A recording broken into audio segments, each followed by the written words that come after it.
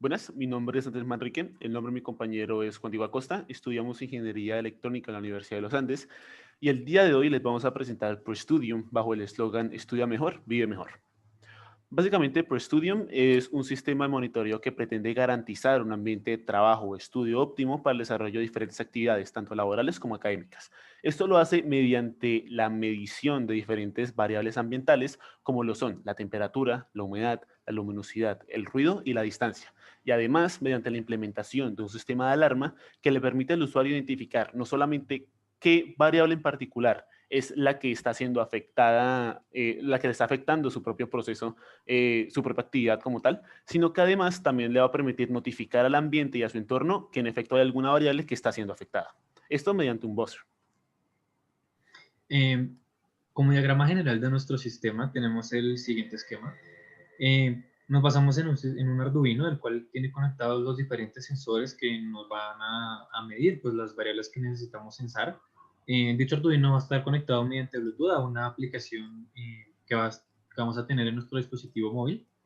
Eh, y adicionalmente tenemos como parte de la programación una máquina de estados, la cual nos permite una óptima retroalimentación de nuestros estados. Eh, Dentro de nuestra máquina de estados tenemos como primer estado un check, el cual nos verifica que todas las variables estén dentro de nuestro valor óptimo. En caso de que no sea así, vamos a pasar a checar una por una las diferentes variables, esa temperatura, distancia, etc. En caso de que cualquiera de ellas no esté dentro del rango, se va a pasar a un estado general en el cual se va a comunicar por medio del Bluetooth que las variables no están pues, en su valor óptimo.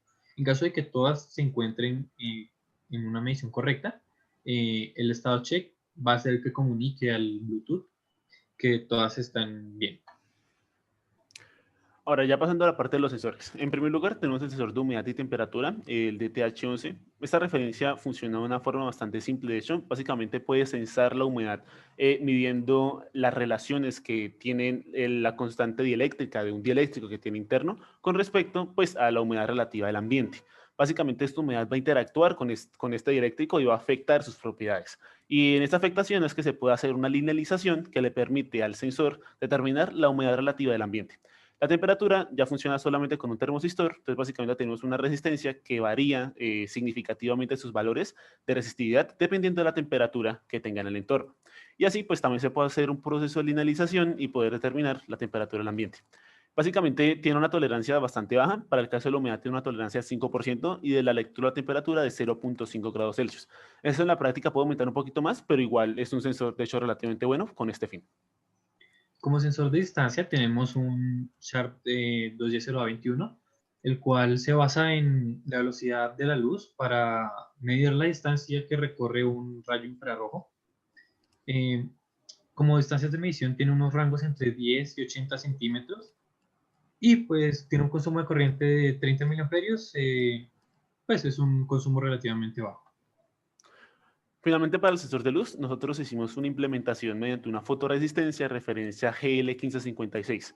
Esta resistencia, de hecho, es bastante común en varios tipos de proyectos y en particular nosotros lo hicimos mediante la técnica de medición de las cuatro puntas. Entonces, básicamente vamos a tener dos resistencias, una referencia que en ese caso va a ser de 10 kiloohmios y una fotoresistencia que va a ser variable dependiendo pues, de las condiciones lumínicas del ambiente. Para esto nos vamos a basar, pues nos basamos en la investigación que realizó una compañía llamada Adja Fruit Industries y esta compañía lo que hizo fue que hizo pues la tabla que pueden ver en pantalla en la cual relaciona los luxes que hay en el ambiente, la fotoresistencia, la corriente que pasa por la resistencia de referencia y la resistencia que está variable, que en este caso es la fotoresistencia, y el voltaje de la resistencia de referencia. Utilizando estos parámetros, nosotros logramos hacer un modelo que pueden ver en pantalla, en la cual logramos hacer la linealización de estos valores con respecto al logaritmo base 10 de la lux en el ambiente, obteniendo una tolerancia bastante baja de más o menos del 20%. Es de destacarse que esa tolerancia es con respecto al logaritmo de la lux, por lo que conforme la lux aumenta, la propagación del error también aumenta y la medición también va a ser pues, más inexacta.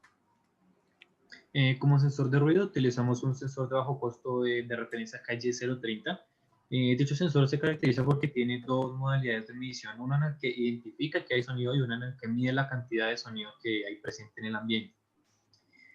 Para medir esta cantidad de sonido se gradúa un potenciómetro, el cual nos permite variar la sensibilidad de la identificación de dicho ruido, por lo cual es perfecto para la aplicación deseada. Bueno, finalmente los parámetros límites, para esto nos basamos en algunas referencias internacionales, en particular las publicaciones hechas por la Organización Internacional del Trabajo. Y finalmente implementamos la app mediante ese diseño estético. De hecho, es una interfaz bastante sencilla que logramos implementar a través del MIT App Inventor. Finalmente, la parte de la demostración. Entonces, básicamente vamos a ver, aquí está la aplicación y aquí está la parte del Arduino. Eh, en primera instancia, no va a haber comunicaciones entre los diferentes módulos porque no está conectado el Bluetooth. Una vez conectemos el Arduino, vamos a ver que están todas las variables en este momento dentro del rango de, pues, de operación. Si yo, por lo menos aquí tengo una lámpara, llego a someter a un estímulo lumínico, pueden oír que ahí hay un pitido y básicamente empieza a ver una señal de error en la parte de la luz. Finalmente, como trabajo a futuro, tenemos pensado, por un lado, implementar una nueva interfaz que sea mucho más llamativa visualmente. También tratar de cambiar la forma como están organizados los cables en la caja que contiene todos los sensores y también verificar el por qué suceden ese tipo de errores, pues en el proceso normal de desarrollo de todas las aplicaciones que pues pueden ver en pantalla. Algunas de nuestras referencias y muchas gracias.